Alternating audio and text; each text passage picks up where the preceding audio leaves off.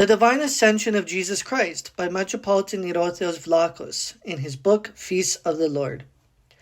What took place in the life of Christ should also take place in the life of Christians. Moreover, the imitation of Christ is not just outward conformity to some precepts and external commandments, but participation and union in Christ. We must live Christ's passion, cross, and resurrection in our own life. Saint Diadochos of Photiki says that what happened to Christ at his ascension will also happen to the saints.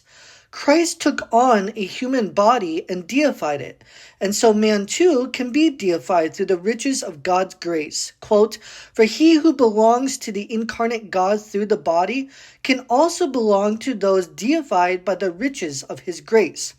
They can be made godlike by the generous God." End quote. That is to say that people can become godlike through the riches of the generous God. We must go up to where Christ is and enjoy his ascension, using praxis and theoria. Praxis is purification of the heart by keeping the commandments, and theoria is illumination of the nous and its ascent to spiritual vision of God. Saint Nicodemus the Hagiorite says that just as the prophet Elijah threw down his sheepskin and thus ascended as if into heaven, so also we, carrying out praxis, should throw off the love of pleasure, vanity, love of money, and in general all attachment to things of worldly life. The experience of the vision of God is illumination of the nous, illumination of the heart, and vision of God. St. Gregory Palamas, analyzing the Apostle Paul's thought, says that we should look towards the begetter above.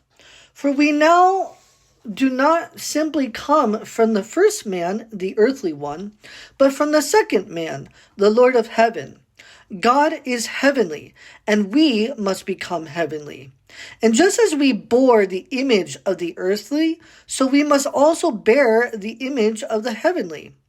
When we discard our relationship with the garments of skin, we must stand on the holy ground, each one demonstrating his own holy ground with virtue and an unfaltering inclination toward God.